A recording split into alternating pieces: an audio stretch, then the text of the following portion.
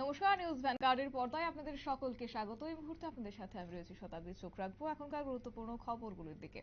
চলতি বছরে Tripura state cooperative ব্যাংকের পক্ষ থেকে তাদের যে অফিসিয়াল ওয়েবসাইট রয়েছে, সেই ওয়েবসাইটে তারা একটি বিজ্ঞপ্তি জারি করেছিল। অর্থাৎ এক্ষেত্রে 155টি পদে নিয়োগের জন্য ইতিমধ্যে তারা বিজ্ঞাপন দিয়েছে এবং সেই জায়গায় যথারীতি পরীক্ষা সেন্টার এবার দেওয়া হয়েছে অসমের ডিব্রুগড়ে, যার ফলে রাজ্যের যারা বেকার যুবক যুবতীরা আবেদন করেছিলেন তাদের এক প্রকার চিন্তা হয়ে দাঁড়াচ্ছে। কেননা স্বাভাবিকভাবে বলা যায় যুবক যুবতীদের সেই জায়গায় গিয়ে পরীক্ষা দিতে হলে কমপক্ষে 10 থেকে 15,000 টাকা তাদের খরচ করতে হবে এবং এক্ষেত্রে রাজ্যের বেকারদের কথা চিন্তা করে যেন যথারীতি আগামী দিনে রাজ্যের চাকুরির জন্য পরীক্ষা কেন্দ্র খোলা হয় রাজ্যের ভেতরেই, এমনটাই দাবি তোলা হয়েছে এবং যাকে কেন্দ্র করে ইতিমধ্যেই যুব কংগ্রেসের পক্ষ থেকে বিক্ষোভ প্রদর্শন করা হয়েছে। কি বলছেন তারা এবং এক্ষেত্রে গোটা বিষয়কে কেন্দ্র করে যুব কংগ্রেসের রাজ্য সভাপতি নীলকমল বণিক তিনি কি বলছেন, শুনবো বিস্তারিত।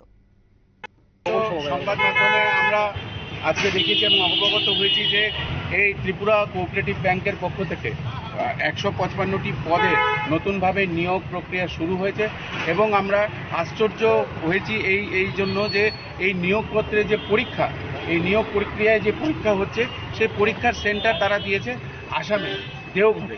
আমাদের প্রশ্ন ডিব্রুগড়ে, আমাদের প্রশ্ন যে কেন ত্রিপুরার ছেলেরা এখানে পরীক্ষা না দিয়ে এত পয়সা খরচা করে তারা ওইখানে যাওয়াটা তাদের জন্য সম্ভব না। আমরা সংবাদ মাধ্যমে পড়েছি যে একটা ছেলের সেখানে গিয়ে দুদিন থাকতে হবে, আসা যাওয়ার খরচা মিলিয়ে মোটামুটি 10 থেকে 15,000 টাকা খরচা।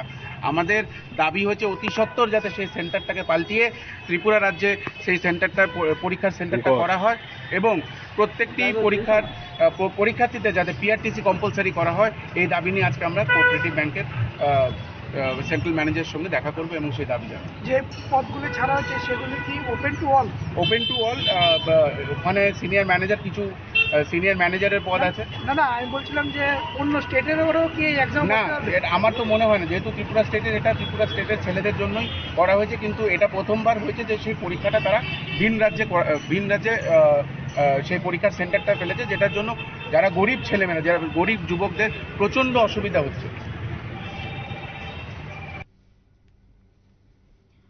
আপনারা শুনলেন তাদের কথা এবং এক্ষেত্রে বলা যায় স্বাভাবিকভাবে 24শে এপ্রিল চলতি বছরের তারা ত্রিপুরা স্টেট কোঅপারেটিভ ব্যাংকের পক্ষ থেকে অফিসিয়াল ওয়েবসাইটে অ্যাসিস্ট্যান্ট ম্যানেজার এবং পাশাপাশি এমটিএস এবং অন্যান্য পদের যে শূন্য পদ রয়েছে সেইগুলি পূরণের জন্য মোটামুটি বলা যায় যে 155টি পদে নিয়োগের জন্য তারা বিজ্ঞপ্তি জারি করেছিল, যাকে কেন্দ্র করে ইতিমধ্যেই ক্ষোভ দেখিয়েছে যুব কংগ্রেস এবং রাজ্যের বেকারদের কথা চিন্তা করে রাজ্যের চাকুরির জন্য পরীক্ষা কেন্দ্র খোলার এবং ওই পদে পিআরটিসি বাধ্যতামূলক করার দাবিতে আজ আগরতলা পোস্ট অফিস চৌমুহনীতে কোঅপারেটিভ ব্যাংকের সদর দপ্তরে একটা ডেপুটেশন প্রদান করে যুব কংগ্রেস। নিয়ে নিচ্ছে ছোট একটি বিজ্ঞাপন বিরতির, সঙ্গে থাকুন।